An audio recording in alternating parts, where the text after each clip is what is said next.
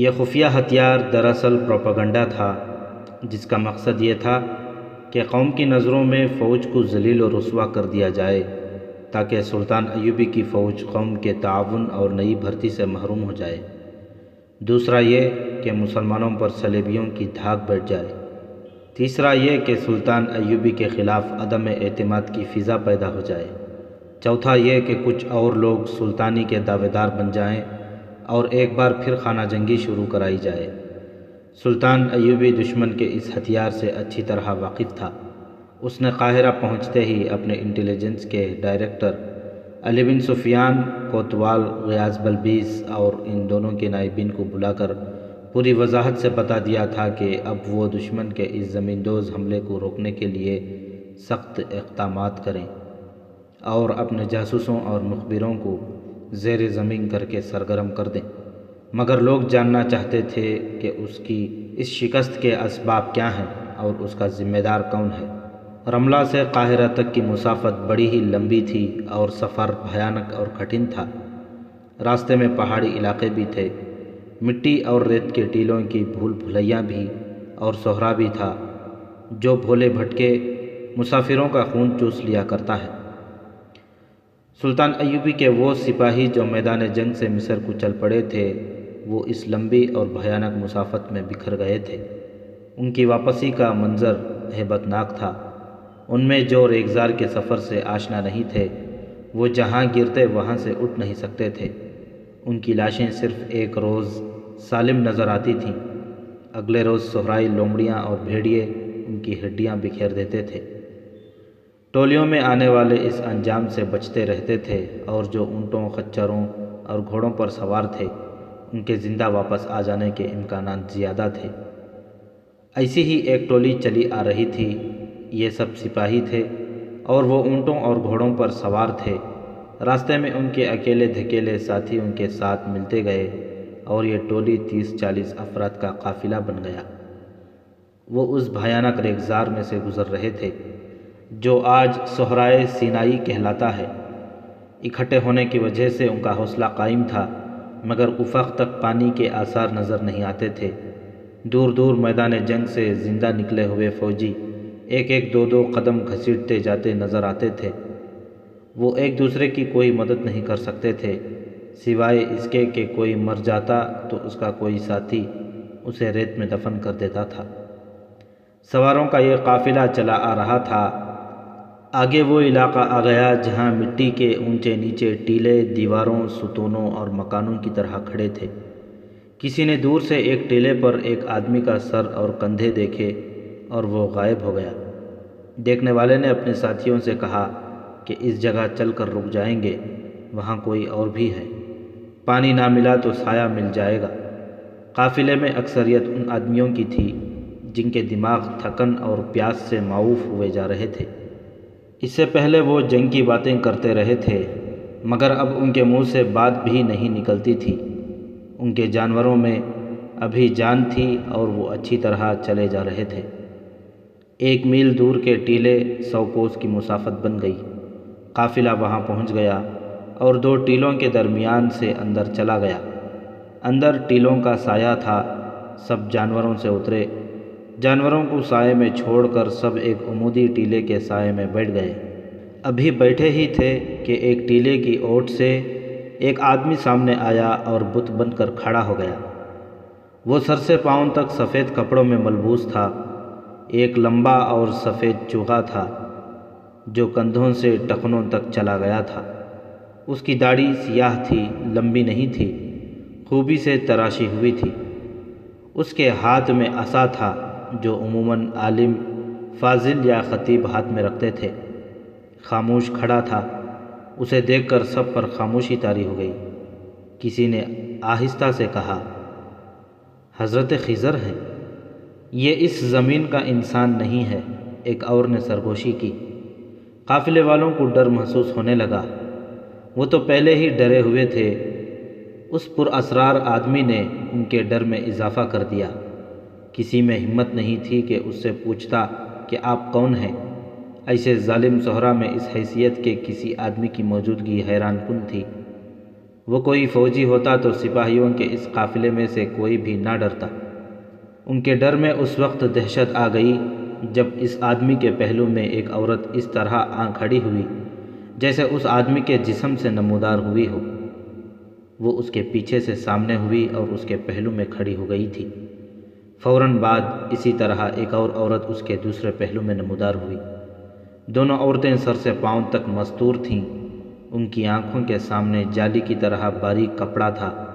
برقع نما لبادے سے ان کے ہاتھ بھی نظر نہیں آتے تھے۔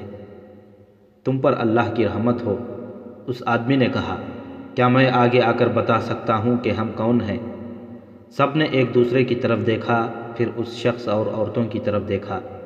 کسی نے ڈرے ہوئے لہجے میں کہا، آپ ہمارے پاس آئیں اور بتائیں کہ آپ کون ہیں، اور ہمیں آپ جو حکم دیں گے ہم اس کی تعمیل کریں گے۔ وہ ایسی چال چلتا ان تک پہنچا جو عام انسان کی چال نہیں تھی۔ اس کے چلنے میں اور سراپا میں جلال سا تھا۔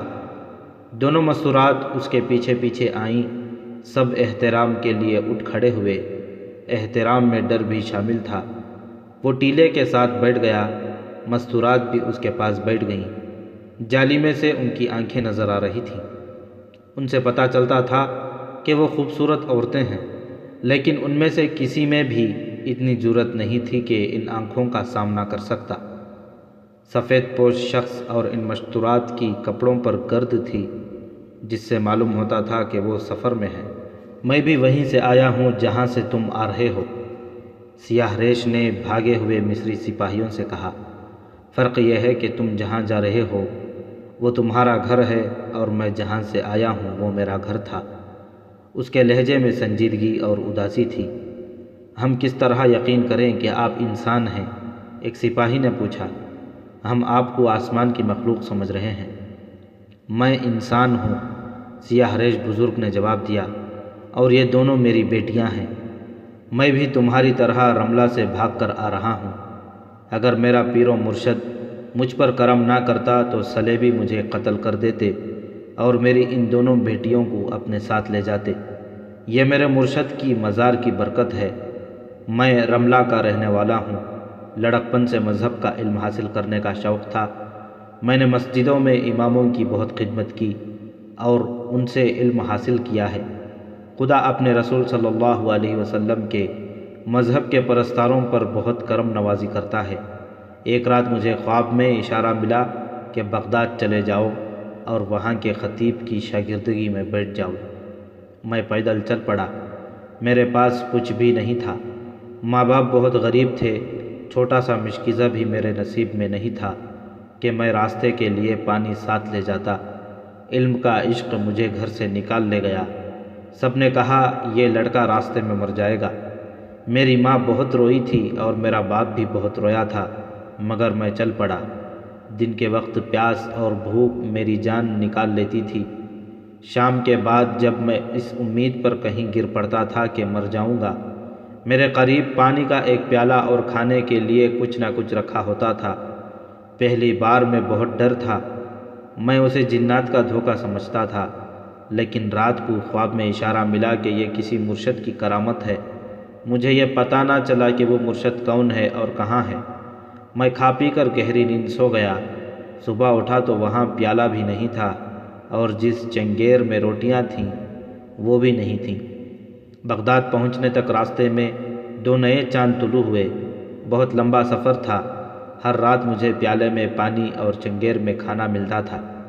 بغداد میں جامع مسجد کے خطیب نے مجھے دیکھا تو میری عرض سنے بغیر بولے کہ میں تمہاری راہ دیکھ رہا ہوں۔ وہ مجھے اپنے حجرے میں لے گئے۔ میں یہ دیکھ کر حیران رہ گیا کہ وہاں ایک چنگیر پڑی تھی اور اس میں ایک پیالہ رکھا تھا۔ خطیب نے پوچھا کہ تمہیں ہر رات کھانا اور پانی ملتا رہا ہے؟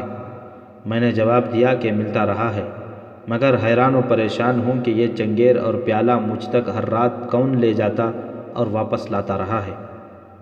وہ بولے کہ خدا نے حضرت موسیٰ علیہ السلام کی مدد کرنا چاہی تھی تو دریائے نیل کو حکم دیا تھا کہ راستہ دے دے۔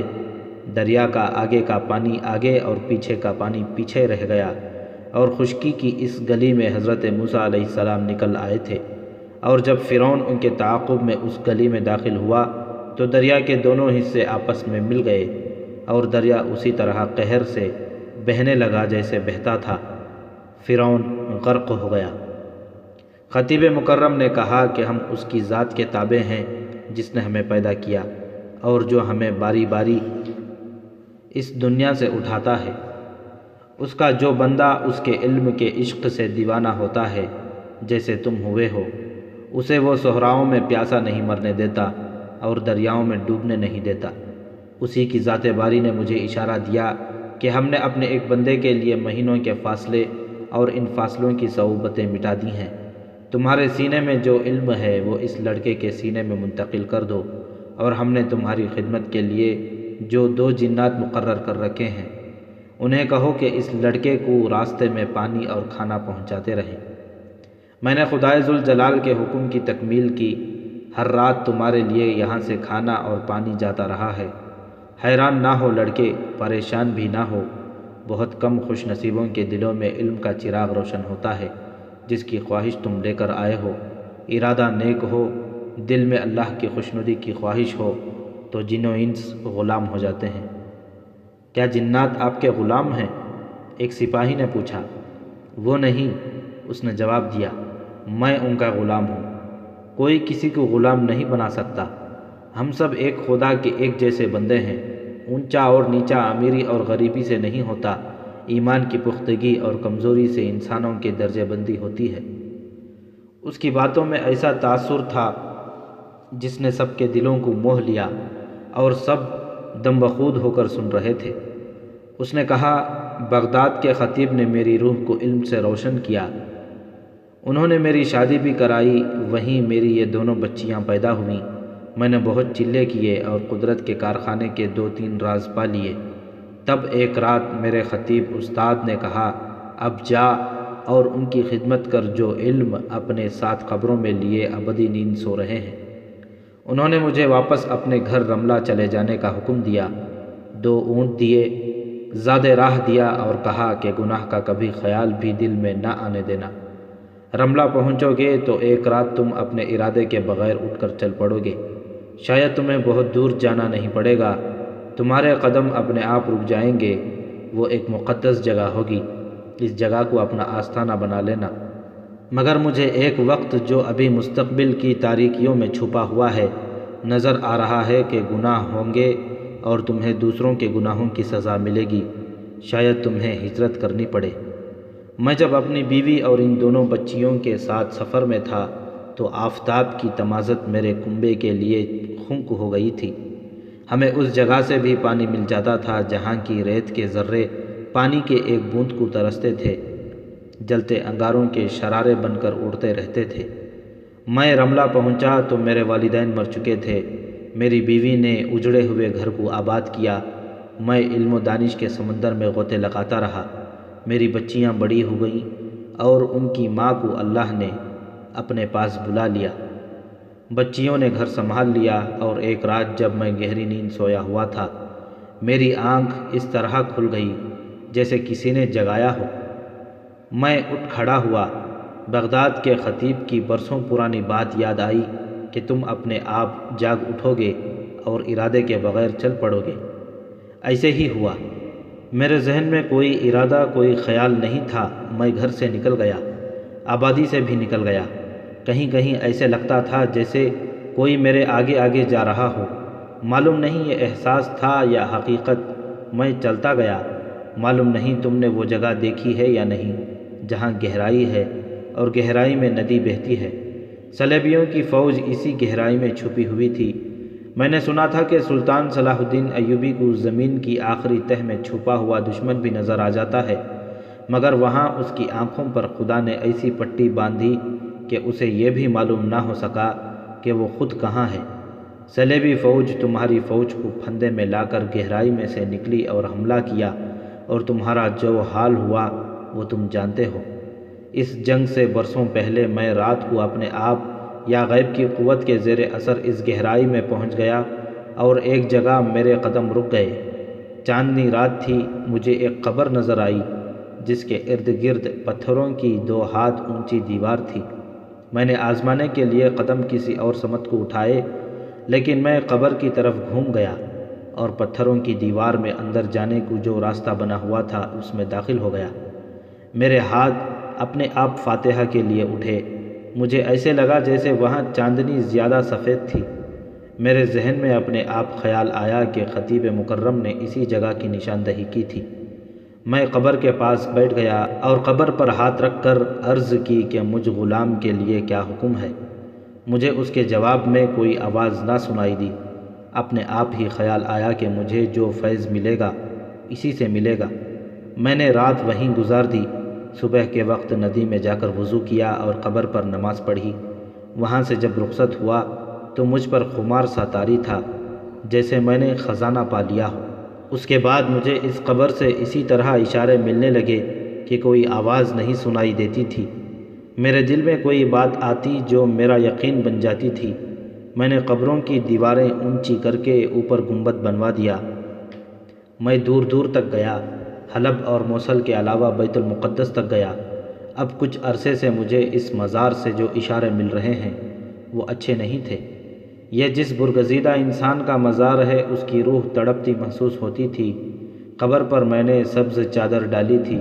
ایک رات چادر پھڑپھڑائی، میں ڈر گیا اور میں نے چادر پر ہاتھ پھیر کر کہا، مرشد میرے لیے کیا حکم ہے؟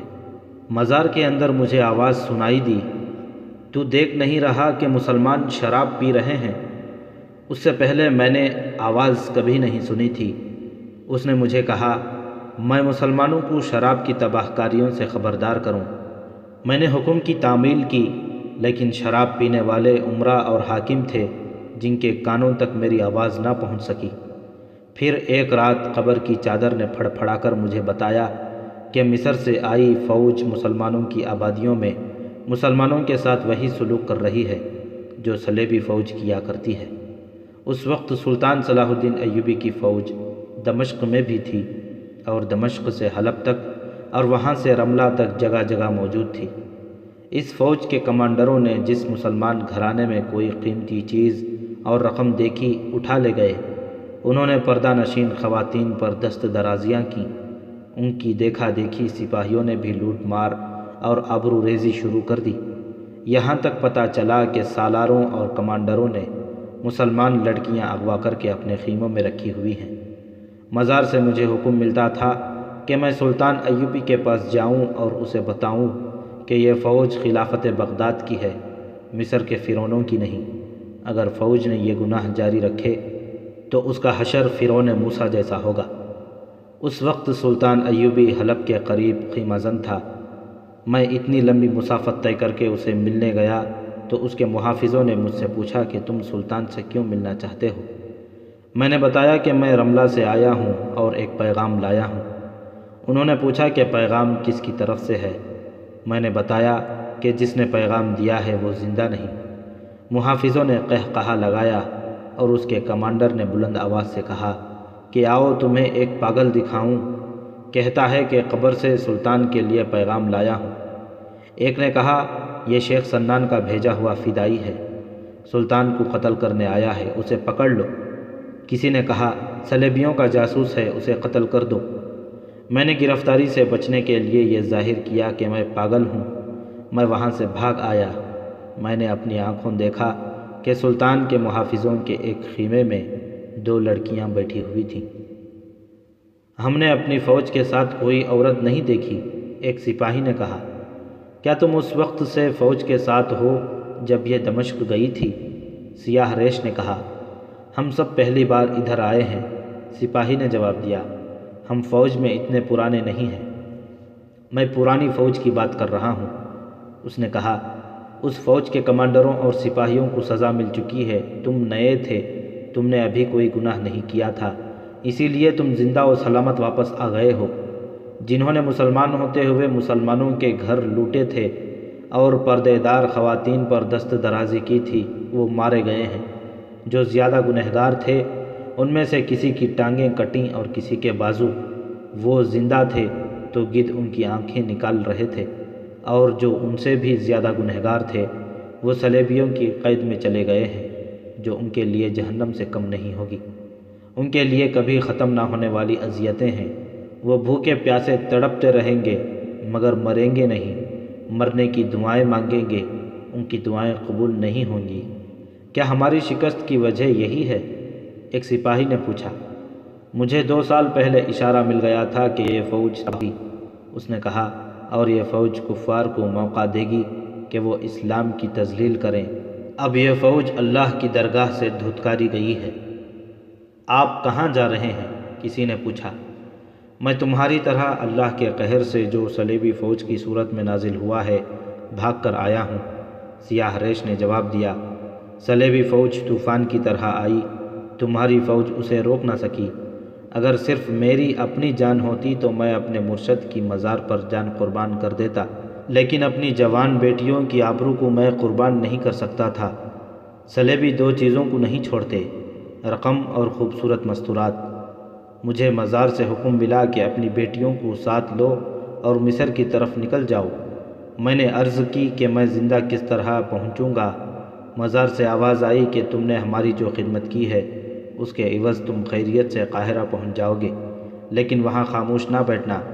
ہر کسی کو بتانا کہ گناہ کرو گے تو تمہیں ایسی ہی سزا ملے گی جیسی تمہاری فوج نے بھگتی ہے۔ مجھے مزار نے بہت کچھ بتایا ہے جو میں مصر چل کر بتاؤں گا۔ تم ایک دوسرے کو دیکھو، تمہارے چہرے لاشوں جیسے ہو گئے ہیں، تمہارے جسموں میں جان نہیں رہی۔ مجھے دیکھو، میں اپنی بیٹیوں کے ساتھ پیدل آ رہا ہوں، میرے پاس کچھ کھانے کے لیے بھی نہیں، کچھ پینے کے لیے بھی نہیں۔ کیا آپ ہمیں مصر تک اپنی طرح لے جا سکتے ہیں؟ ایک سپاہی نے پوچھا۔ اگر تم یہ وعدہ کرو کہ دلوں سے گناہ کا خیال نکال دو گے، اس نے جواب دیا، اور یہ بھی وعدہ کرو کہ میں جس مقصد کے لیے مصر جا رہا ہوں اس میں میرا ساتھ دو گے۔ ہم سچے دل سے وعدہ کرتے ہیں، بہت سی آوازیں سنائی دیں۔ ہمیں اپنا مقصد بتائیں، ہم جب تک زندہ ہیں آپ کا ساتھ دیں گے۔ میں صرف اپنی جان اور اپنی بیٹیوں کی عزت بچانے کے لیے رملہ سے نہیں بھاگا، اس نے کہا۔ مجھے مزار نے حکم دیا ہے کہ مصر جا کر لوگوں کو بتاؤں کہ تم فرعونوں کی سرزمین کی پیداوار ہو، اس مٹی میں گناہوں کی تاثیر ہے۔ حضرت یوسف علیہ السلام مصر میں نیلام ہوئے تھے، حضرت موسیٰ علیہ السلام کی بے ادبی مصر میں ہوئی تھی، مصر میں پیغمبروں کے قبیلے فرعونوں کے ہاتھوں قتل ہوئے تھے۔ اے مصر والوں، اس مٹی کی تاثیر سے اور اس کی فضا کے اثر سے بچو اور خدا کی رسی کو مضبوطی سے پکڑو، تمہاری تباہی اور سزا شروع ہو چکی ہے۔ میں یہ پیغام مصر والوں کے لیے لے جا رہا ہوں۔ تم اگر یہ پیغام سارے ملک میں پھیلانے میں میری مدد کرو گے تو تمہاری دنیا بھی بہشت بنی رہے گی اور آخرت میں بھی تمہارے لیے بہشت کے دروازے کھول دیے جائیں گے۔ سورج غروب ہونے میں ابھی بہت دیر باقی تھی۔ رملہ کی طرف سے آنے والے 2-3 سپاہی قریب سے گزرے۔ سیاہ ریش نے کہا کہ انہیں روک لو، یہ رات تک زندہ نہیں رہیں گے۔ انہیں روک لیا گیا، وہ سسکیوں کی طرح پانی مانگ رہے تھے۔ سیاہ ریش نے انہیں کہا، پانی رات کو ملے گا، اس وقت تک اس خدا کو یاد کرو جس نے تمہیں رملہ سے زندہ نکالا اور نئی زندگی دی ہے۔ کچھ دیر بعد 2 آدمی گھوڑوں پر سوار ادھر سے گزرے۔ وہ فوجی نہیں تھے۔ انہوں نے اس قافلے کو دیکھا، پھر سیاہ ریش کو دیکھا۔ انہوں نے گھوڑے روک لیے، کود کر اترے، گھوڑوں کو وہیں چھوڑ کر دوڑے آئے۔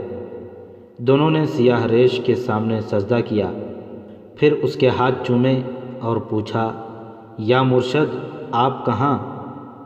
اس کا جواب سن کر ان دونوں نے سپاہیوں کو بتایا کہ وہ کتنے خوش نصیب ہیں کہ اللہ کی بھیجی ہوئی اس بزرگ و برتر شخصیت کا ساتھ انہیں میسر آیا ہے۔ انہوں نے یہ بھی بتایا کہ سیاہ ریش نے 1 سال پہلے بتا دیا تھا کہ مصر کی گنہگار فوج اس مزار کے علاقے میں آ گئی تو تباہ ہو جائے گی۔ ادھر ادھر دیکھو، سیاہ ریش نے سب سے کہا۔ جہاں کہیں کوئی بھولا بھٹکا مصر کی طرف جاتا نظر آئے اسے یہاں لے آؤ، رات کو یہاں کوئی بھوکا اور پیاسا نہیں رہے گا۔ گزرنے کا یہی ایک راستہ تھا، باقی تمام علاقہ ٹیلوں کا تھا اور یہ وسیع علاقہ تھا، اس کے اندر جانا بیکار تھا۔ باہر سے ہی پتہ چل رہا تھا کہ یہاں پانی کا نام و نشان نہیں۔ سب کو موت نظر آ رہی تھی۔ مصر کی سرحد ابھی بہت دور تھی۔ یہ لوگ سہارے ڈھونڈ رہے تھے۔ وہ سیاہ ریش کے آگے بچھے جا رہے تھے۔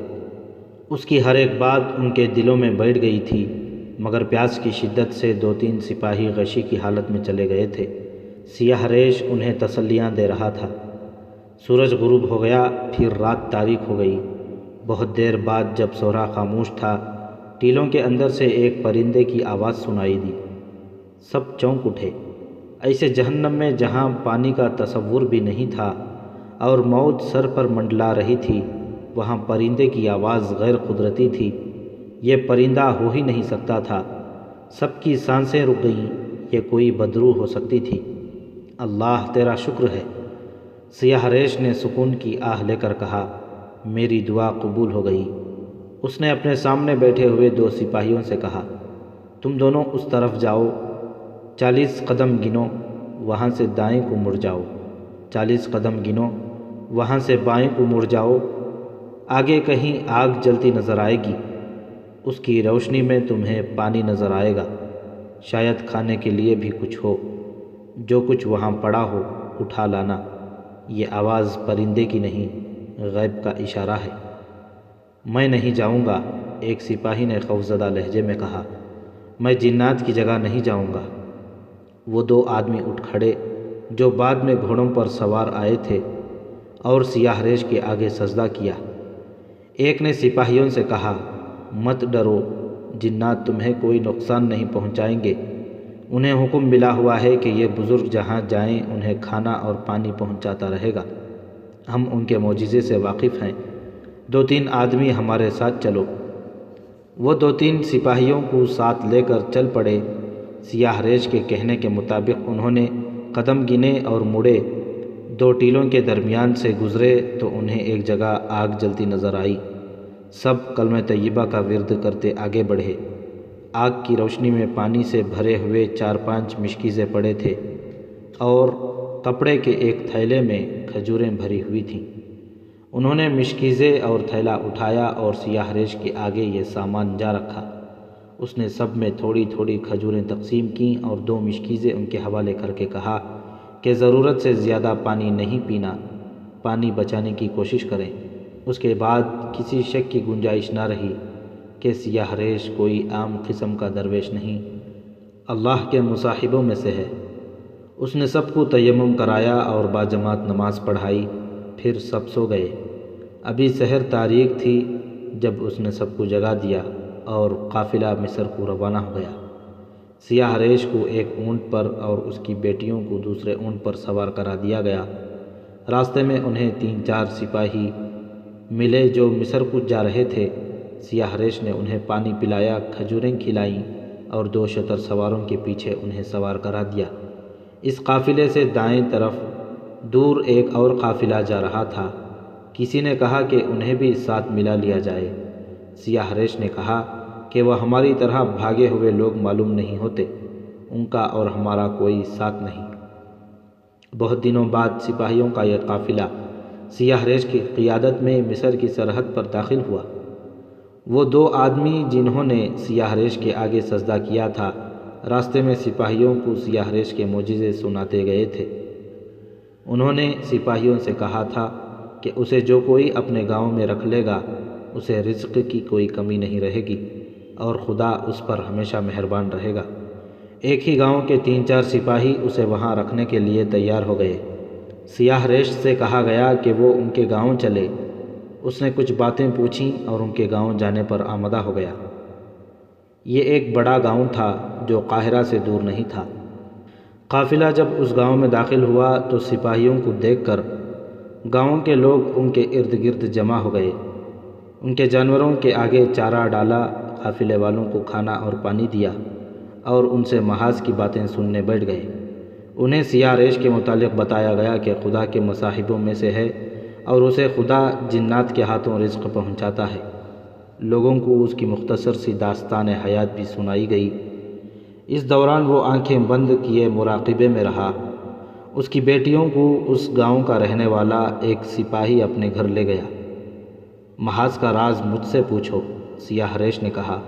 یہ سپاہی ہیں، یہ صرف لڑتے ہیں، انہیں کچھ علم نہیں کہ انہیں لڑانے والوں کی نیت کیا ہے۔ ان چند ایک سپاہیوں نے جنہیں میں صحرا کی آگ سے زندہ نکال لایا ہوں اس فوج کے گناہوں کی سزا بھگتی ہے جو ان سے بہت پہلے ملک شام کو گئی تھی۔ اس فوج نے ہر میدان میں فتح حاصل کی جو وہاں کی وادیاں اور وہاں کے صحرا سلطان ایوبی زندہ باد کے نعروں سے گونجتے لرزتے رہے۔ اس فوج نے ہر جگہ زر و جواہرات اور عورتیں دیکھیں۔ وہاں کی عورتیں مصر کی عورتوں سے زیادہ خوبصورت ہیں۔ فتح کے نشے نے اس فوج میں فرعونیت پیدا کر دی۔ دماغوں میں صرف مال غنیمت رہ گیا۔ پھر اس فوج کے سالاروں، کمانڈروں اور سپاہیوں نے قوم کی عزت اور غیرت کو خیر بات کہا اور مسلمانوں کے گھروں میں بھی لوٹ مار شروع کر دی۔ جہاں کوئی خوبصورت عورت اور جوان لڑکی نظر آئی اسے بے آبرو اور اغوا کیا۔ یہ سب مسلمان مستورات تھیں، انہیں خیموں میں رکھا گیا۔ کیا سلطان صلاح الدین ایوبی اندھا تھا؟ کسی نے قہر آلود آواز میں پوچھا۔ وہ دیکھ نہیں سکتا تھا کہ اس کی سپاہ کیا کر رہی ہے؟ خدا جب سزا دینے کا فیصلہ کر لیتا ہے تو اماموں، عالموں اور حکمرانوں کی عقل پر بھی پردہ ڈال دیتا ہے، سیاہ ریش نے کہا۔ سلطان صلاح الدین ایوبی خود فتح کے نشے میں بدمست ہو گیا تھا۔ وہ شاید خدا کے وجود کو اور اس کی لاٹھی کو بھول گیا تھا۔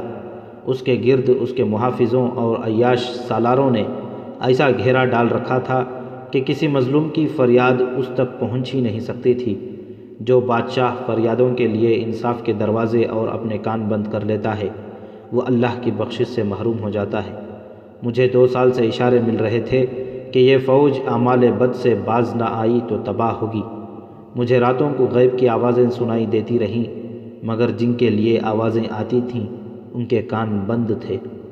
پھر خدا نے یوں کیا کہ ان کی آنکھوں پر پٹیاں باندھ دیں اور سلطان صلاح الدین ایوبی جو میدان جنگ کا بادشاہ ہے اور جسے صلیب کے کفار میدان جنگ کا دیوتا کہتے ہیں، عقل کا ایسا اندھا ہوا کہ ساری چالیں بھول گیا۔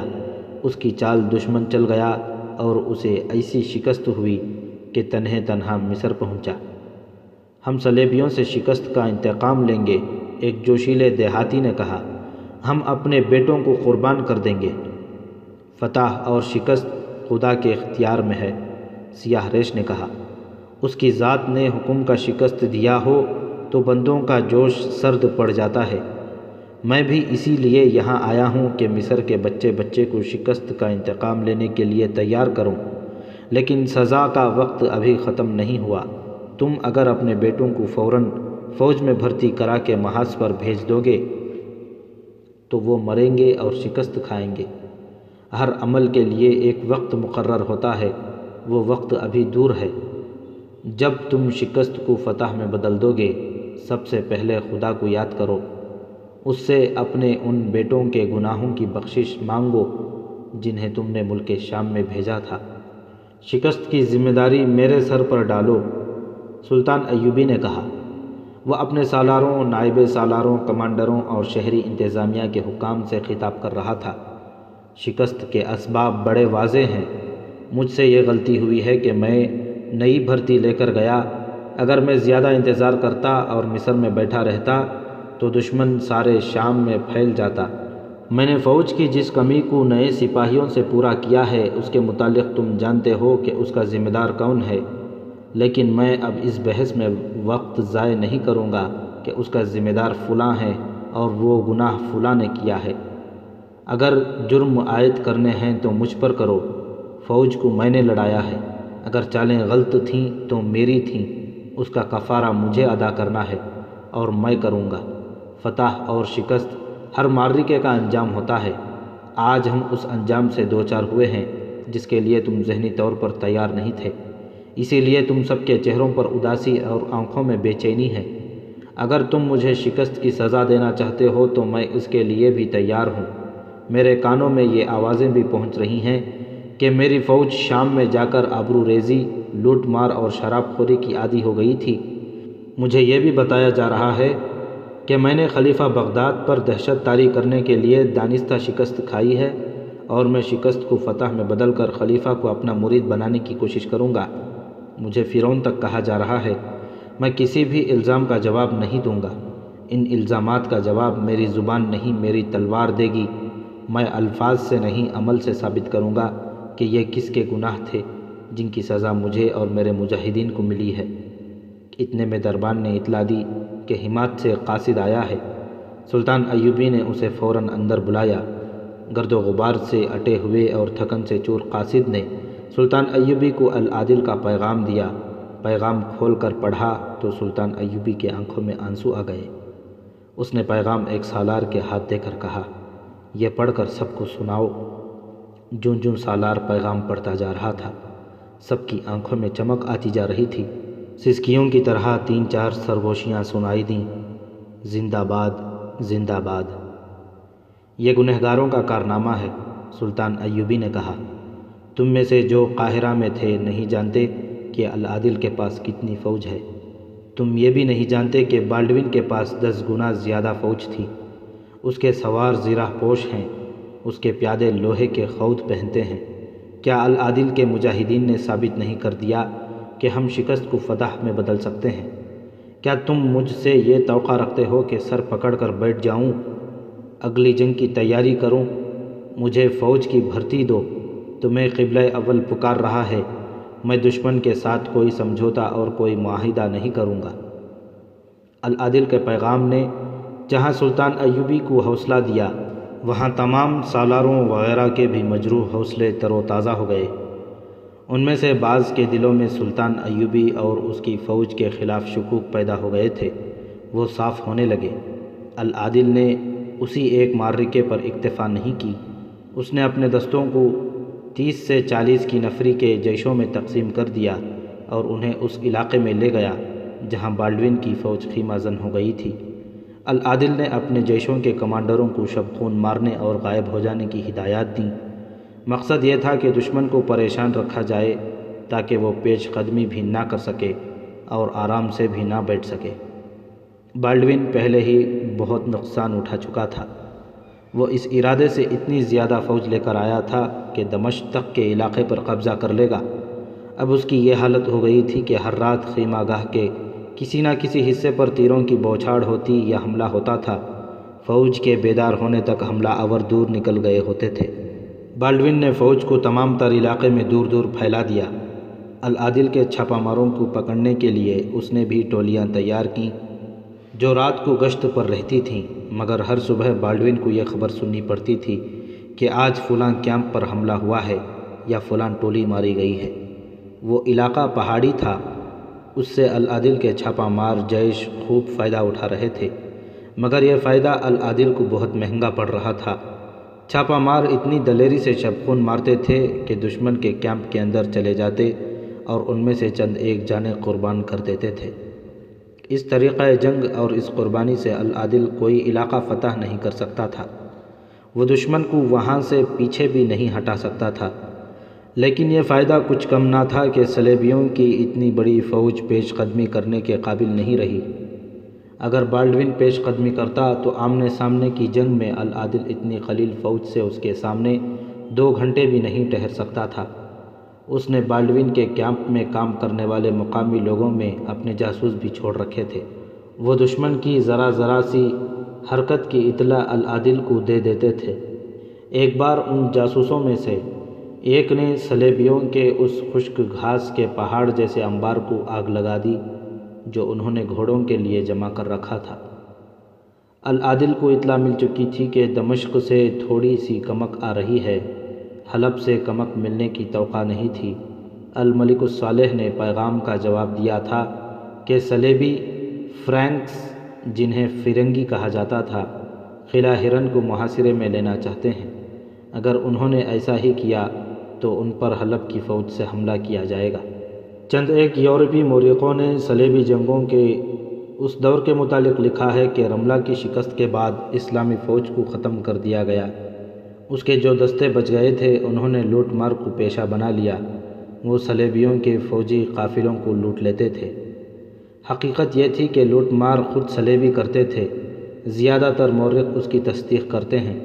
اس سے پہلے بھی سلسلے کی کہانیوں میں مورخوں کے حوالے سے بیان کیا گیا ہے کہ صلیبی فوج مقبوضہ علاقوں میں مسلمان قافلوں کو لوٹ لیا کرتی تھی، اور یہ لوٹ مار اس طرح کی جاتی تھی جیسے یہ کوئی فوجی ڈیوٹی ہو۔ جن مسلمان دستوں کے متعلق چند ایک مورخوں نے یہ لکھا ہے کہ وہ لوٹ مار کرنے لگے تھے، وہ العادل کے چھاپا مار جیش تھے جنہوں نے شاہ بالڈون کی اتنی بڑی فوج کو گوریلا آپریشن سے ایک ہی علاقے میں الجھا لیا تھا۔ پہلے کہا جا چکا ہے کہ شب خون گوریلا آپریشن العادل کو مہنگا پڑ رہا تھا، لیکن اس کے ٹروپس کا جذبہ ایسا تھا کہ کوئی سپاہی منہ نہیں پھیرتا تھا۔ اکثر جیش مسلسل وادیوں وغیرہ میں ہی گھومتے اور بھٹکتے رہتے تھے، اپنی ضروریات پوری کرنے کے لیے بھی اپنے اڈے پر واپس نہیں آتے تھے۔ الاسد الاسدی کی غیر مطبوعہ تحریروں کے مطابق وہ چیتوں کی طرح شکار کی تلاش میں رہتے تھے، اور جب شکار پر جھپٹتے تھے تو انہیں اپنی جانیں چلی جانے کا کوئی غم نہیں ہوتا تھا۔ وہ دشمن کو زیادہ سے زیادہ نقصان پہنچانے کی کوشش میں شہید اور شدید زخمی ہو جاتے تھے۔ ان کی راتیں دشت و بیاباں میں گزرتیں اور وہ من پسند کھانوں سے اپنے آپ کو محروم رکھتے تھے۔ مگر قاہرہ میں یہ پروپیگنڈا بہت تیزی سے بڑھتا جا رہا تھا کہ اپنی فوج بدکار اور عیاش ہو گئی ہے اور رملہ کی شکست اسی کی سزا ہے۔ قاہرہ کے انٹیلیجنس کو یہ پتہ نہیں چلتا تھا کہ یہ پروپیگنڈا کہاں سے اٹھ رہا ہے۔ کیا یہ نئے سپاہیوں کی غیر محتاط باتوں کا نتیجہ ہے یا دشمن کے باقاعدہ ایجنٹ سرگرم ہیں؟ یہ بھی دیکھا گیا کہ لوگ فوج میں بھرتی ہونے سے ہچکچاتے تھے۔ اس شکست سے پہلے مصریوں کا رویہ یہ نہیں تھا۔ علی بن سفیان اور غیاث بلبیس نے اپنے مخبروں اور جاسوسوں کا جال بچھا دیا، مگر اس کے سوا کچھ پتہ نہیں چلتا تھا کہ لوگ فوج کو بدنام کر رہے ہیں۔ سلطان ایوبی کے خلاف بھی باتیں سنی سنائی جانے لگی تھیں۔ وہ سیاہ ریش سفید پوش جو 2 بیٹیوں کے ساتھ اب ایک گاؤں میں ٹھہرا تھا، وہیں کا ہو کے رہ گیا۔ گاؤں والوں نے اسے ایک مکان دے دیا تھا۔ اس نے کھلی محفل میں بیٹھنے اور باتیں کرنے سے پرہیز شروع کر دیا تھا۔ اسے مصریوں کے گناہ معاف کرانے کے لیے 3 ماہ کا چلہ کرنا ہے۔ وہ اب مکان سے باہر تھوڑی سی دیر کے لیے نکلتا، خاموش رہتا، حاضرین کو ہاتھ لہرا کر سلام کرتا اور اندر چلا جاتا تھا۔ اس کے خاص مصاحبوں میں وہی سپاہی تھے جو اس کے ساتھ آئے تھے، اور وہ 2 آدمی تھے جنہوں نے ٹیلوں کے علاقے میں اس کے آگے سجدہ کیا تھا۔ ان سب نے اس کی اتنی تشہیر کر دی تھی کہ دور کے لوگ بھی اس کی جھلک دیکھنے کو پہنچ جاتے تھے۔ ایک شام علی بن سفیان کا ایک جاسوس اپنی خفیہ ڈیوٹی پر قاہرہ کے مضافات میں کسی بحیروپ میں گھوم پھر رہا تھا۔ شام ہو گئی۔ وہ نماز پڑھنے کے لیے ایک مسجد میں چلا گیا۔ نماز کے بعد امام نے دعا مانگی۔ دعا ختم ہوئی تو ایک نمازی نے رملہ کی شکست کی بات شروع کر دی۔ اس نے سلطان ایوبی کی فوج کے خلاف وہی باتیں کیں جو سیاہ ریش نے کی تھیں۔ اس نمازی نے سیاہ ریش کا حوالہ اس طرح دیا کہ وہ غیب دان ہے اور جنات اسے رزق پہنچاتے ہیں۔ اس نے سفر کی پوری روایات سنائی اور بتایا کہ کس طرح غیب سے انہیں پانی اور کھجوریں ملی تھیں۔ تمام نمازی انہماک سے اس کی باتیں سنتے رہے۔ اس نے بات ختم کی تو نمازیوں نے اس سے اس قسم کی باتیں پوچھنی شروع کر دی۔ وہ مرادیں پوری کرتا ہے، لا علاج مریضوں کو شفا دیتا ہے، آنے والے وقت کا کیا حال بتاتا ہے، اولاد دیتا ہے۔ سنانے والوں نے اسے بتایا کہ ابھی وہ سب کو یہی ایک بات بتاتا ہے کہ سلطان ایوبی اور اس کی فوج میں فرعونوں والی خصلتیں پیدا ہو گئی تھیں اور شکست کی وجہ یہی ہے، اور وہ یہ بھی بتاتا ہے کہ نہ خود فوج میں بھرتی ہونا نہ کسی کو ہونے دینا، ورنہ نقصان اٹھاؤ گے، کیونکہ گناہوں کی سزا کا ابھی وقت پورا نہیں ہوا، اور یہ بھی کہ وہ 3 ماہ کا چلہ کر رہا ہے۔ اس کے بعد وہ بتائے گا کہ مصر والوں کے لیے گناہ بخشے گئے ہیں یا نہیں۔ یہ آدمی مسجد سے نکل کر گاؤں سے باہر کو چل پڑا۔ علی بن سفیان کا جاسوس اس کے پیچھے گیا اور اس سے پوچھا کہ وہ اس عالم سے کس طرح مل سکتا ہے۔ اس نے اپنا مدعا یوں بیان کیا کہ میں فوج میں ہوں۔ تمہاری باتیں سن کر میرے دل میں یہ ڈر پیدا ہو گیا ہے کہ اپنی فوج کے گناہوں کی سزا مجھے بھی ملے گی۔ میں بھی دمشق اور حلب کے محاذوں پر گیا تھا۔ میں نے بھی وہی گناہ کیے ہیں جن کا تم ذکر کر رہے ہو۔ مجھے اس عالم بزرگ کے پاس لے چلو۔ اگر وہ کہے گا کہ فوج سے بھاگ جاؤ تو بھاگ جاؤں گا۔ وہ جو خدمت کہے گا کروں گا۔ میں خدا کے قہر سے ڈرتا ہوں۔ اس نے اتنی منت سماجت کی کہ اس کے آنسو نکل آئے۔ میرے ساتھ چلو، اس آدمی نے کہا، لیکن کسی سے ذکر نہ کرنا کہ تم اس کے پاس گئے تھے۔ وہ آج کل چلے میں ہے، کسی کے ساتھ بات نہیں کرتا۔ وہ جو پوچھے صرف اس کا جواب دینا، فالتو بات نہ کرنا۔ تم اسی گاؤں کے رہنے والے ہو؟ جاسوس نے پوچھا۔ تم نے بتایا تھا کہ تم رملہ کے محاذ سے آئے ہو، سپاہی ہو۔ اسی لیے تو میں قرآن پر ہاتھ رکھ کر کہہ سکتا ہوں کہ یہ بزرگ خدا کے مصاحبوں میں سے ہے۔ سپاہی نے کہا، میں نے میدان جنگ کا قہر دیکھا ہے اور میں نے سفر کا قہر بھی دیکھا ہے، لیکن اس بزرگ نے ریگزار کو گلزار بنا دیا تھا۔ میں اب فوج میں واپس نہیں جا رہا۔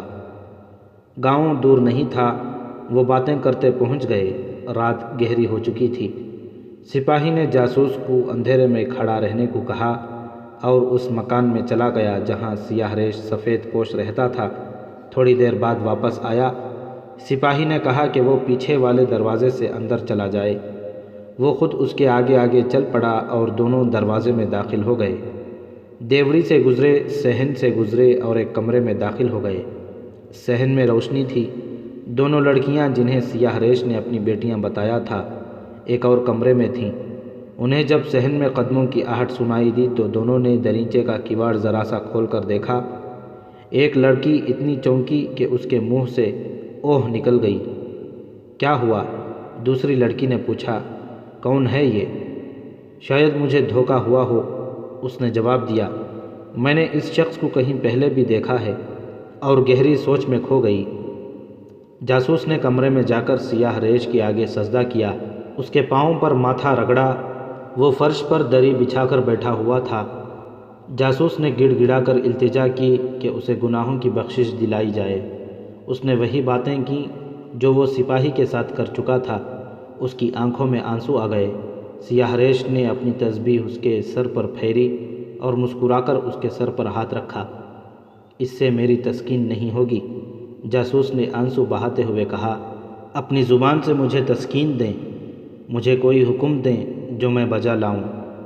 مجھے حکم دیں کہ میرا جو ایک ہی بچہ ہے اسے آپ کے قدموں میں ذبح کر دوں۔ مجھے حکم دیں کہ سلطان ایوبی کو قتل کر دوں، تو میں آپ کا یہ حکم بھی بجا لاؤں گا۔ کچھ بولیں، کچھ کہیں، پھر دیکھیں میں کیا کرتا ہوں۔ ایک اور آدمی اندر آ گیا تھا اور وہ جاسوس کی باتیں غور سے سن رہا تھا اور اسے بڑی گہری نظروں سے دیکھ رہا تھا۔ اس نے جاسوس سے کہا، تم اتنے بیزار اور بیتاب کیوں ہوئے جا رہے ہو؟ تم اب مرشد کے سائے میں آ گئے ہو۔ میرے گناہ اتنے گھناؤنے ہیں جو مجھے راتوں کو سونے بھی نہیں دیتے، جاسوس نے کہا۔ میں نے ہمات کے قریب ایک گاؤں میں ایک مسلمان گھرانے کی لڑکی کو اغوا کرنے کے لیے لڑکی کے جوان بھائی کو قتل کر دیا تھا۔ اگر میں فوج میں نہ ہوتا تو مجھے جلاد کے حوالے کر دیا جاتا، لیکن مجھے کسی نے پوچھا تک نہیں۔ سیاہ ریش نے آنکھیں بند کر لیں، اس کے ہونٹ ہل رہے تھے۔ اس نے دونوں ہاتھ اوپر اٹھائے، پھر جاسوس کی طرف اشارہ کیا۔ ذرا دیر بعد وہ مسکرایا۔ جاسوس سے کہا، بہت مشکل سے تمہارے ساتھ بات کرنے کی اجازت لی ہے۔ غور سے سنو، ہم تمہارے گناہ بخشوا دیں گے۔ تم کل پھر یہاں آؤ۔ کسی کے ساتھ ذکر نہ کرنا، ورنہ تمہارے خاندان کا انجام بہت خوفناک ہوگا۔ یہ آدمی سپاہی تمہیں گاؤں سے باہر ملے گا اور میرے پاس لے آئے گا۔ تمہارے ماتھے پر لکھا ہے کہ تمہارے گناہ بخشے جائیں گے، بلکہ تمہیں اور تمہارے خاندان کو اتنا رزق حلال ملے گا جو تم نے کبھی خواب میں بھی نہیں دیکھا۔ اب چلے جاؤ، کل آ جانا۔ سیاہ ریش پھر مراقبے میں چلا گیا۔ سپاہی نے اور دوسرے آدمی نے جاسوس کو اٹھایا اور صحن میں لے جا کر اسے سیاہ ریش کی ایسی معجزہ نما باتیں سنائیں جنہوں نے جاسوس کو مسحور کر لیا۔ دونوں لڑکیاں دریچے کے کیواڑ کے اوٹ سے اسے دیکھ رہی تھیں۔ جو لڑکی اسے پہلی بار دیکھ کر چونکی تھی، اس نے دوسری لڑکی سے کہا تھا، اسے میں نے پہلے بھی کہیں دیکھا ہے، یہ دھوکہ نہیں، وہی ہے، وہی ہے۔ یہ وہی معاملہ معلوم ہوتا ہے جو ہم پہلے بھی پکڑ چکے ہیں۔ یہ جاسوس اپنے محکمے کے حاکم اعلیٰ علی بن سفیان کو بتا رہا تھا۔ وہی مراقبہ، چلہ، جنات اور لوگوں کے جذبات کے قبضے میں لے کر ان پر اپنا جادو چلانا۔ اپنی فوج کا جو سپاہی مجھے اس کے پاس لے گیا تھا، وہ صرف فوج کے خلاف باتیں کرتا تھا۔ وہ اس قسم کی باتیں مسجد میں نمازیوں کے ساتھ کر رہا تھا۔ اس نے میرے ساتھ جو باتیں کیں ان سے پتہ چلتا تھا کہ اس کے اور بھی کئی ساتھی ہیں، اور وہ مسجدوں میں جا کر نمازیوں کو فوج کے خلاف اکساتے ہیں محاذ کی جھوٹی باتیں سناتے ہیں اور زور اس پر دیتے ہیں کہ فوج میں بھرتی ہونا گناہ ہے۔ انہیں ایسی باتیں مسجدوں میں ہی کرنی چاہیے۔ علی بن سفیان نے کہا، مسجد میں کہی ہوئی بات کو لوگ وحی کا درجہ دیتے ہیں۔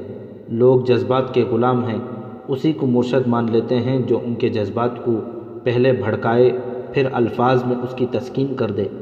تم کل پھر وہاں جاؤ، مجھے وہ گاؤں اور مکان سمجھا دو، ادھر ادھر دیکھ کر زیادہ سے زیادہ معلومات لانے کی کوشش کرنا۔ تمہاری لائی ہوئی اطلاع کے بعد ہم وہاں چھاپا ماریں گے۔ مجھے ڈر ہے کہ چھاپے سے وہاں کے لوگ مشتعل ہو جائیں گے۔ جاسوس نے کہا، سپاہی نے بتایا تھا کہ گاؤں کا بچہ بچہ اس کا مرید ہو چکا ہے اور دور دور سے لوگ اس کی زیارت کے لیے آتے ہیں۔ ہمیں لوگوں کے ساتھ نہیں چلنا۔ علی بن سفیان نے کہا، لوگوں کے جذبات کا خیال صرف وہ حکمران رکھا کرتے ہیں جو ان پر حکومت کرنا چاہتے ہیں۔ ایسے حکمران لوگوں کے جذبات سے کھیلا کرتے ہیں تاکہ رعایا خوش رہے اور ان کے آگے سجدے کرے۔ ہمیں سلطنت اسلامیہ اور انہی لوگوں کے وقار کا تحفظ کرنا ہے۔ ہم ان لوگوں کو حقیقت دکھائیں گے۔ ہم انہیں سلطان صلاح الدین ایوبی کا غلام اور مرید نہیں بنانا چاہتے۔ ہم انہیں بتانا چاہتے ہیں کہ اسلام کے پاسبان تم بھی اتنے ہی ہو جتنا تمہارا سلطان ہے۔ ہم انہیں اسلام کا دشمن دکھائیں گے۔ ہم قوم پر جذبات پرستی کا نشہ طاری کر کے اسے سلانا نہیں چاہتے، قوم کو حقائق کے جھٹکے دے کر جگانا ہے۔ تم جا کر وہ بھی دیکھو جو تمہیں ابھی نظر نہیں آیا۔ جاسوس کے وہاں جانے کا وقت رات کا تھا۔ علی بن سفیان نے بھیس بدلا اور اس گاؤں میں چلا گیا۔ اس نے مکان بھی دیکھ لیا اور اس نے لوگوں کی عقیدت مندی کی بےتابیاں بھی دیکھ لیں، لوگوں کی باتیں بھی سنیں۔ فوج کے خلاف طوفان اٹھایا جا رہا تھا۔ علی بن سفیان نے مکان کے پچھواڑے کو دور سے دیکھا۔ وہاں چھوٹا سا ایک دروازہ تھا جو بند تھا۔ وہاں درخت تھے اور دائیں بائیں دو مکانوں کے پچھواڑے تھے۔ اس طرف کوئی انسان نہیں تھا۔ ہجوم مکان کے سامنے تھا۔ دروازہ کھلا اور ایک سفید ریش آدمی پرانے سے چوغے میں ملبوس دروازے سے نکلا۔ علی بن سفیان آؤٹ میں ہو گیا۔ اس نے کھلے ہوئے دروازے میں ایک خوبصورت اور جوان لڑکی کو کھڑے دیکھا۔ لڑکی نے فوراً دروازہ بند کر دیا۔ سفید ریش آدمی ہاتھ میں لاٹھی لیے جھکا جھکا گاؤں سے نکل گیا۔ علی بن سفیان اسے دیکھتا رہا۔ دور جا کر وہ رک گیا اور ادھر ادھر دیکھنے لگا۔ ایک طرف سے ایک گھوڑ سوار آیا۔ سفید ریش آدمی گھوڑے پر سوار ہو گیا اور قاہرہ کی طرف چلا گیا۔ جو آدمی گھوڑا لایا تھا وہ گاؤں کی طرف چلا گیا۔ علی بن سفیان اپنے گھوڑے پر سوار ہوا اور سفید ریش سوار کے پیچھے گیا، مگر فاصلہ رکھا۔ سفید ریش نے کئی بار پیچھے دیکھا۔ علی بن سفیان اس کے پیچھے جاتا رہا۔ آگے جا کر سفید ریش نے قاہرہ کے راستے کے بجائے گھوڑا دوسرے راستے پر ڈال دیا۔ رفتار معمولی تھی۔ علی بن سفیان نے بھی گھوڑا اسی راستے پر ڈال دیا۔ قاہرہ شہر نظر آ رہا تھا، دور نہیں تھا۔ ادھر ادھر ایک ایک دو دو جھوپڑیں یا خیمے نصب تھے۔ کہیں خانہ بدوشوں نے ڈیرے ڈال رکھے تھے۔ سفید ریش سوار نے کئی راستے بدلے اور وہ پیچھے دیکھتا رہا۔ علی بن سفیان اس کے پیچھے رہا۔ سفید ریش کی بے چینی صاف ظاہر ہونے لگی تھی۔ آخر اس نے قاہرہ کا رخ کر لیا اور گھوڑے کی رفتار ذرا تیز کر لی۔ علی بن سفیان نے بھی باغوں کو جھٹکا دیا، ہلکی سی ایڑ لگائی اور گھوڑے کی چال بدل کر تیز ہو گئی۔ فاصلہ 15-20 قدم رہ گیا۔ وہ اب شہر میں تقریباً داخل ہو چکے تھے۔ سفید ریش سوار نے گھوڑا روک لیا اور علی بن سفیان کے راستے میں ہو گیا۔ علی بن سفیان نے بھی گھوڑا اس کے قریب جا کر روکا۔ تم کوئی رہزن معلوم ہوتے ہو؟ سفید ریش سوار نے کہا اور خنجر نکال لیا۔ بولا، میرا پیچھا کیوں کر رہے ہو؟ علی بن سفیان نے دیکھا کہ اس کی سفید داڑھی سے اس کی عمر 70 برس کے اوپر لگتی تھی، مگر چہرہ، آنکھیں اور دانت بتاتے تھے کہ 40 سے بہت کم ہے۔ علی بن سفیان بھی بہروپ میں تھا۔ اس نے اپنے کمر بند سے 1.25 گز لمبی تلوار لٹکا رکھی تھی جو اس کے چوغے میں چھپی ہوئی تھی۔ اس نے بجلی چمکنے جیسی پھرتی سے تلوار نکال لی۔ داڑھی اتارو، اس نے سفید ریش کے پہلو میں تلوار رکھ کر کہا، اور میرے آگے آگے چل پڑو۔ سفید ریش کی آنکھیں ٹھہر گئیں۔ علی بن سفیان نے تلوار کی نوک اس کی کنپٹی پر رکھ کر داڑھی میں الجھائی اور جھٹکا دیا۔ وہاں سے داڑھی چہرے سے الگ ہو گئی، آدھا چہرہ ننگا ہو گیا۔ علی بن سفیان نے اپنی داڑھی اتار دی اور بولا، ہم ایک دوسرے کو اچھی طرح جانتے ہیں، چلو چلیں۔ وہ شہری انتظامیہ کا کوئی اعلیٰ حاکم تو نہیں تھا، لیکن چھوٹا اور غیر اہم بھی نہیں تھا۔ مصر کا رہنے والا تھا۔ اس کے متعلق علی بن سفیان تک یہ اطلاعیں پہنچ رہی تھیں کہ معزول کی ہوئی عباسی خلافت کا زمین دوز کارندہ ہے۔ اس خلافت کو، جس کی گدی قاہرہ میں تھی، سلطان ایوبی نے 7-8 سال پہلے ختم کر دیا تھا۔ خلیفہ العاضد تھا، جس نے حشیشین، صلیبیوں اور سوڈانیوں کے ساتھ گٹھ جوڑ رکھا تھا۔ سلطان ایوبی نے نور الدین زنگی مرحوم کے ساتھ بات کر کے اس خلافت کو معزول کیا اور امارت مصر کو خلافت بغداد کے تحت کر دیا تھا۔ معزول شدہ خلافت عباسیہ کے پیروکار ابھی تک زمین دوز کارروائیوں میں مصروف تھے۔ رملہ کی شکست ان کے لیے زرعی موقع تھی، چنانچہ سلطان ایوبی اور اس کی فوج کو بدکار، عیاش، لٹیری اور شکست کا ذمہ دار ثابت کرنے کی مہم میں عباسی خفیہ طریقوں سے سرگرم ہو گئے تھے۔ علی بن سفیان نے اس آدمی کو حراست میں لے لیا اور اپنے اس قید خانے میں جا بند کیا جہاں وہ ملزموں سے ابتدائی تفتیش کیا کرتا تھا۔ علی بن سفیان کا جاسوس رات کو سیاہ ریش بزرگ کے بتائے ہوئے وقت پر گاؤں کے باہر جا کھڑا ہوا۔ گزشتہ رات والا سپاہی اسے لینے آ گیا۔ سپاہی نے اسے کوئی نئی ہدایات دیں اور ساتھ لے گیا۔ وہ پچھلے دروازے سے اندر گئے، مگر جاسوس کو گزشتہ رات والے کمرے کے بجائے ایک اور کمرے میں لے گئے۔ اسے کمرے میں سیاہ ریش بزرگ نظر نہ آیا، وہاں کچھ بھی نہیں تھا۔ دروازہ بند ہوا تو اس نے دروازے کی طرف دیکھا، سپاہی بھی باہر نکل گیا تھا۔ اس نے دروازے کو ہاتھ لگایا تو اسے پتہ چلا کہ دروازہ باہر سے بند کر دیا گیا ہے۔ اس کمرے کی نہ کوئی کھڑکی تھی نہ روشن دان۔ وہ سمجھ گیا کہ اسے پہچان لیا گیا ہے اور اسے پکڑ لیا گیا ہے۔ فرار ممکن نہیں تھا۔ وہ سوچنے لگا کہ کیا کرے۔ خاصی دیر بعد دروازہ کھلا۔ ان لڑکیوں میں سے ایک اندر آئی جنہیں سیاہ ریش اپنی بیٹیاں بتاتا تھا۔ وہ اب مستور نہیں تھیں، لیکن یورپی لڑکیوں کی طرح عریاں بھی نہیں تھیں۔ ان کا لباس عرب کی مسلمان لڑکیوں جیسا تھا۔ نقش و نگار عرب اور یورپ کے ملے جلے تھے۔ وہ اندر آئی تو باہر سے کسی نے دروازہ بند کر کے زنجیر چڑھا دی۔ کمرے میں قندیل جل رہی تھی۔ جاسوس نے لڑکی کو دیکھا تو اس کی آنکھیں جیسے حیرت سے ساکن ہو گئی ہوں۔ لڑکی مسکرا رہی تھی۔ پہچاننے کی کوشش کر رہے ہو؟ لڑکی نے کہا۔ اتنی جلدی بھول گئے؟ تم میرے شہر سے بچ کر نکل آئے تھے، مگر اپنے شہر میں آ کر میرے قیدی بن گئے ہو، اب نہیں نکل سکو گے۔ جاسوس نے لمبی آہ بھری، جس میں سکون بھی تھا، اضطراب بھی۔ اسے 3 سال پہلے کے وہ دن یاد آ گئے جب اسے جاسوسی کے لیے اقرا بھیجا گیا تھا۔ اقرا صلیبیوں کے قبضے میں تھا۔ وہاں ان کا بڑا پادری رہتا تھا جسے صلیب اعظم کا محافظ کہتے تھے۔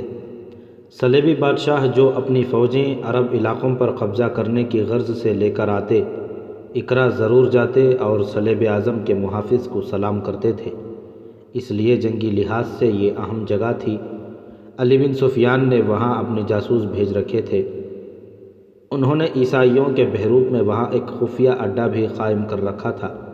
ان میں سے 3-4 پکڑے گئے اور 2 شہید ہو گئے، تو وہاں کے زمین دوز کمانڈر نے مزید جاسوس مانگے تھے۔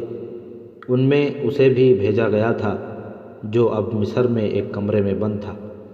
اس کا رنگ اچھا، قد بد اور زیادہ اچھا، اور چہرہ دلکش تھا۔ دماغی لحاظ سے وہ تیز اور ہوشیار تھا۔ وہ گھوڑے کی سواری کا اتنا ماہر تھا کہ فوجی نمائشوں اور میلوں میں حیران کر دینے والے کرتب دکھایا کرتا تھا۔ اداکاری کی بھی مہارت رکھتا تھا۔ اس نے سیاہ ریش کے سامنے اپنے آنسو نکال لیے تھے۔ وہ عیسائی نام سے اقرا میں داخل ہوا تھا اور اس نے وہاں کوئی اپنی دردناک کہانی سنائی تھی اور بتایا تھا کہ وہ حلب کی مسلمان فوج میں نئے سپاہیوں کو گھڑ سواری اور رسالے کی لڑائی کی ٹریننگ دیا کرتا تھا، لیکن مسلمانوں نے اس کی نوجوان بہن کو اغوا کر کے اسے فوج سے نکال دیا۔ اس کی اداکاری سے متاثر ہو کر اسے سواری کی ٹریننگ دینے کے لیے رکھ لیا گیا تھا، لیکن اس کے شاگرد فوجی نہیں تھے بلکہ جوان لڑکیاں تھیں اور بڑے بڑے فوجی افسروں کے لڑکے۔ اسے پتہ چلا کہ ان لڑکیوں کو مسلمان علاقوں میں جاسوسی کے لیے تیار کیا جا رہا ہے۔ پھر مرد بھی اس کے حوالے کیے جانے لگے۔ یہ سب صلیبی جاسوس تھے۔ وہ ان میں گھل مل گیا اور اسے بڑی قیمتی معلومات مل جاتی تھیں۔ یہ لڑکی جو اب قاہرہ کے مضافات کے ایک گاؤں میں اسے کہہ رہی تھی کہ اب نہیں نکل سکو گے، اقرا میں اس کی شاگرد تھی۔ وہ جاسوسی کا تجربہ رکھتی تھی، گھوڑ سواری نہیں جانتی تھی۔ علی بن سفیان کا یہ جاسوس اسے اچھا لگنے لگا تھا۔ پھر استادی شاگردی بڑے گہرے لگاؤ کی صورت اختیار کر گئی۔ لڑکی نے یہاں تک ارادہ کر لیا تھا کہ وہ اس آدمی کی خاطر جاسوسی جیسا ذلیل پیشہ ترک کر دے گی اور اس کی بیوی بن کر باعزت زندگی گزارنے لگے گی۔ اس مسلمان جاسوس نے محبت کا جواب محبت سے دیا تھا، لیکن اپنے فرض کو نظر انداز نہیں کیا تھا۔ لڑکی نے اپنے کام میں دلچسپی لینی چھوڑ دی تھی۔ وہ اس آدمی کی ہو کے رہ گئی تھی۔ ایک روز اقرا میں 2 مسلمان جاسوس پکڑے گئے۔ ان میں سے ایک نے اپنے گروہ کے ان تمام آدمیوں کی نشاندہی کر دی جنہیں وہ جانتا تھا۔ ان میں یہ جاسوس بھی تھا۔ عجیب بات یہ ہوئی کہ اسی لڑکی نے اس سے پوچھا، تم جاسوس تو نہیں ہو سکتے، تم مسلمان تو نہیں؟ مجھے پتہ چلا ہے کہ یہاں کا جاسوسی کا محکمہ تمہارے متعلق تفتیش کر رہا ہے اور تم پر نظر رکھی جا رہی ہے۔ وہ ہنس پڑا اور الزام کی تردید کی، مگر بے چین ہو گیا۔ رات کو وہ اپنے زمیندوز کمانڈر سے ملا۔ کمانڈر نے اسے بتایا کہ گروہ کے بہت سے آدمیوں کی نشاندہی ہو گئی ہے اور بہتر ہے کہ وہ یہاں سے نکل جائے۔ وہ کمانڈر کے گھر سے نکلا تو اسے پتہ چل گیا کہ 2 آدمی اس کے پیچھے پیچھے آ رہے ہیں۔ یہ تعاقب تھا۔ وہ چلتا گیا اور استبل میں گیا۔ ایک گھوڑے پر زین کسی تو دونوں آدمی آ گئے۔ اس سے پوچھا کہ وہ کہاں جا رہا ہے۔ وہ پھرتیلا اور ہوشیار تھا، کود کر گھوڑے پر سوار ہوا اور ایڑ لگا دی۔ ایک آدمی اس کے گھوڑے تلے کچلا گیا۔ وہ اقرا سے نکل آیا۔ میں نے تمہیں پہچان لیا ہے، اس لڑکی نے کہا۔ وہ ایک دوسرے کو 3 سال بعد دیکھ رہے تھے۔ اس نے کہا، مجھے حیران نہیں ہونا چاہیے تھا، تم آخر جاسوس ہو۔ 3 سال پہلے میں نے تمہاری محبت کے دھوکے میں آ کر جاسوسی چھوڑ دینے کا عہد کیا تھا۔ لڑکی نے کہا، تم اگر مجھے بتا دیتے کہ تم مسلمان ہو اور جاسوس ہو تو میں تمہیں دھوکہ نہ دیتی، شاید تمہارے ساتھ آ جاتی۔ تمہارے بھاگ آنے کے بعد جب مجھے پتہ چلا کہ تم مسلمان جاسوس تھے تو مجھے دکھ نہیں ہوا تھا، تمہارے کھو جانے کا بہت غم تھا۔ کیا اب تمہارے دل میں میری محبت نہیں رہی؟ جاسوس نے پوچھا۔ تم اب میرے ملک میں ہو، میرے ساتھ آؤ، یہاں تمہیں دھوکہ نہیں دوں گا۔ محبت اب بھی ہے، لڑکی نے کہا، مگر اس پر فرض غالب آ گیا ہے۔ یہ تمہارا جرم ہے۔ میں نے تو تمہاری محبت کی خاطر جاسوسی چھوڑ دینے کا ارادہ کر لیا تھا، مگر تم نے میرے ارادوں کو کچل ڈالا اور جاسوسی کی غلاظت سے مجھے ڈبو آئے۔ 3 سال گزر گئے ہیں۔ اتنی لمبی مدت میں میں اپنے آپ کو پوری طرح ناپاک کر چکی ہوں۔ اسلام کے خلاف نفرت میری روح میں اتر گئی ہے۔ اب نہیں، اب تم میرے قیدی ہو۔ میں اپنے گروہ کو دھوکہ نہیں دے سکتی۔ میں جس آدمی کے ساتھ آئی ہوں اسے میں نے ہی بتایا تھا کہ تم جاسوس ہو۔ میں نے اسے اقرا کی ساری بات سنا دی تھی۔ اگر میں تمہیں صحن میں گزرتے اتفاق سے نہ دیکھ لیتی تو ہم سب گرفتار ہو چکے ہوتے۔ تمہیں میں نے پکڑوایا ہے۔ یہ آدمی جو غیبدان اور مرشد بنا ہوا ہے، مسلمان ہے یا صلیبی؟ جاسوس نے پوچھا۔ اب پوچھ کر کیا کرو گے؟ لڑکی نے پوچھا۔ جاسوسی ایک عادت بن گئی ہے، جاسوس نے کہا۔ مرنے سے پہلے جاننا چاہتا ہوں، اب یہ راز باہر تو نہیں لے جا سکوں گا۔ یہ مسلمان ہے، لڑکی نے کہا۔ مسلمانوں کی کمزوریوں سے واقف ہے، استادوں کا استاد ہے۔ کمرے کا دروازہ کھلا اور سیاہ ریش ایک آدمی کے ساتھ اندر آیا۔ لڑکی سے بولا، اگر تمہاری بات پوری ہو گئی ہے تو باہر نکل جاؤ۔ لڑکی جاسوس کو گہری نظروں سے دیکھتی باہر نکل گئی۔ سیاہ ریش نے جاسوس سے پوچھا، مجھے صرف یہ بتا دو کہ میرا راز کس کس کو معلوم ہے؟ کیا تم نے علی بن سفیان کو بتا دیا ہے کہ میں مشکوک آدمی ہوں؟ نہیں، جاسوس نے جواب دیا، میں جاسوس ضرور ہوں، جاسوسی کے خیال سے یہاں نہیں آیا تھا۔ سیاہ ریش کے ہاتھ میں چمڑے کا چابک ہنٹر تھا۔ اس نے پوری طاقت سے جاسوس کو مارا اور کہا، میں سچی بات سننا چاہتا ہوں۔ دروازہ زور سے کھلا، وہی لڑکی اندر آئی۔ اس نے سیاہ ریش کے دونوں بازو پکڑ کر التجا کی، اسے مارو مت، سب کچھ بتا دے گا۔ میں کچھ نہیں بتاؤں گا، جاسوس نے کہا۔ سیاہ ریش نے چابک گھمایا تو لڑکی دوڑ کر جاسوس کے آگے ہو گئی، چلا کر بولی، مارو نہیں، اس کے جسم کی چوٹ میرے دل کا زخم بن جائے گی۔ تم اسے بچانا چاہتی ہو؟ دوسرے آدمی نے گرج کر پوچھا۔ نہیں، لڑکی نے روتے ہوئے کہا، یہ کچھ نہ بتائے تو تلوار کی ایک ہی وار سے اس کا سر تن سے جدا کر دو، اذیت دے کر نہ مارو۔ لڑکی کو گھسیٹ کر باہر لے گئے۔ پھر جاسوس پر تشدد شروع ہو گیا۔ اسے رات بھر سونے نہ دیا گیا۔ اس سے بہت کچھ پوچھا جا رہا تھا، اسے بہت کچھ بتایا جا رہا تھا، مگر وہ بت بنا چوٹ پر چوٹ کھا رہا تھا۔ سحر کا وقت تھا، لڑکی پھر اس کمرے میں آ گئی۔ اس وقت جاسوس نیم غشی کی حالت میں تھا، وہ فرش پر پڑا تھا۔ اب اسے تلوار کی نوک جگہ جگہ چبھائی جا رہی تھی۔ لڑکی اس کے اوپر لیٹ گئی اور چیخنے لگی، یہ میں برداشت نہیں کر سکتی، میں تمہیں بتا دوں یہ میری پہلی اور آخری محبت ہے، اس کی اذیت میری اذیت ہے، یہ اپنا فرض ادا کر رہا ہے، میں اپنا فرض ادا کر رہی ہوں، ہمارے لیے یہی کافی ہے کہ اسے جان سے مار دو، اذیت نہ دو۔ جاسوس نے نیم بے ہوشی کی حالت میں اپنے اوپر پڑی لڑکی کو بازوؤں کے گھیرے میں لے لیا اور مری ہوئی آواز میں بولا، تم چلی جاؤ، کہیں ایسا نہ ہو کہ میں اپنے فرض سے بھٹک جاؤں، یہ اذیتیں میرے فرض کا حصہ ہیں، تم اپنے مذہب پر قربان ہو جاؤ، مجھے اپنے مذہب پر قربان ہو جانے دو۔ لڑکی پاگل ہوئی جا رہی تھی۔ اسے ایک بار پھر گھسیٹ کر باہر لے گئے۔ سیاہ ریش نے حکم کے لہجے میں کہا، اس بدبخت لڑکی کو کسی کمرے میں بند کر دو۔ دن آدھا گزر چکا تھا۔ علی بن سفیان اس جاسوس کے انتظار میں بیزار ہوا جا رہا تھا۔ ایک روز پہلے اس نے جس آدمی کو سفید داڑھی کے بہروٹ میں پکڑا تھا، اسے بھی گزشتہ رات قید خانے میں ایسی ہی اذیتیں دے کر اسے کہلوا لیا گیا تھا کہ یہ سیاہ ریش کون ہے اور اس کی اصلیت اور اس کا مشن کیا ہے۔ دن کے پچھلے پہر علی بن سفیان نے اس شک کی بنیاد پر کہ اس کا جاسوس پکڑا نہ گیا ہو، فوج کا ایک چھاپہ مار جیش تیار کیا۔ اس مکان کے متعلق پتہ چل ہی چکا تھا کہ تخریب کار جاسوسوں کا اڈہ بن گیا ہے۔ چھاپہ مار اس قدر تیزی سے آئے کہ گاؤں میں کسی کو سنبھلنے کا موقع نہ ملا۔ وہ گھوڑوں سے اتر کر بندروں کی طرح مکان کی دیواریں پھلانگ گئے، دروازے توڑ دیے گئے، اندر جتنے آدمی تھے انہیں پکڑ لیا گیا۔ علی بن سفیان کے جاسوس کی اب یہ حالت تھی کہ بے ہوش پڑا تھا اور اس پر نزع کی کیفیت طاری تھی۔ ایک کمرے میں اسے چاہنے والی لڑکی فرش پر پڑی تھی، ایک خنجر اس کے دل میں اترا ہوا تھا۔ وہ اتنا ہی کہہ سکی، میں نے خودکشی کی ہے، اور وہ مر گئی۔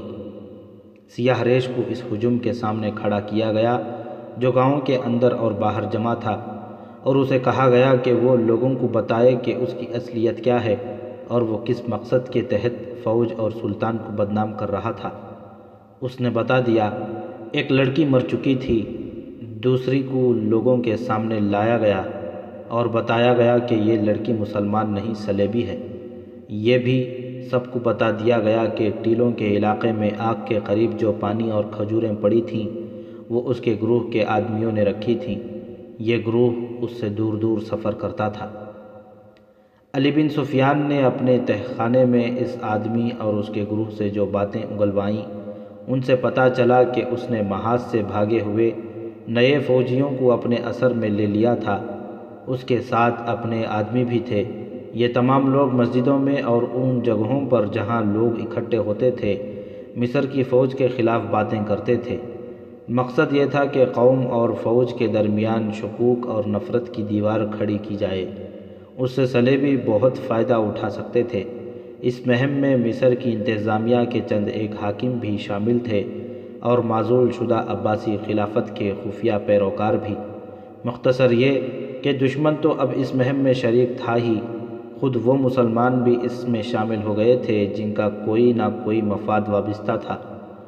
جب کبھی فوج اور قوم میں نفرت پیدا ہو گئی، سمجھ لو سلطنت اسلامیہ کا زوال شروع ہو گیا۔ سلطان ایوبی نے کہا، اس نے حکم دیا تمام مسجدوں کے اماموں کو رملہ کی شکست کے اصل اسباب بتانے کا انتظام کرو، اور امام ساری قوم کو بتائیں اگر کسی کو ذمہ داریاں اور الزامات عائد کرنے سے تسکین ہوتی ہے تو ساری ذمہ داری مجھ پر ڈالو۔ میں فلسطین کے میدان جنگ میں جان دے کر اپنی قوم کے ہر اس فرد کے گناہوں کا کفارہ ادا کروں گا جو تخت و تاج کے نشے میں میری فوج اور مقبوضہ فلسطین کے راستے میں حائل ہو رہا ہے، اور میرے خون کے قطروں سے آواز آئے گی کہ شکست کی ذمہ دار فوج نہیں تھی اور میرے کسی فوجی نے کوئی گناہ نہیں کیا تھا۔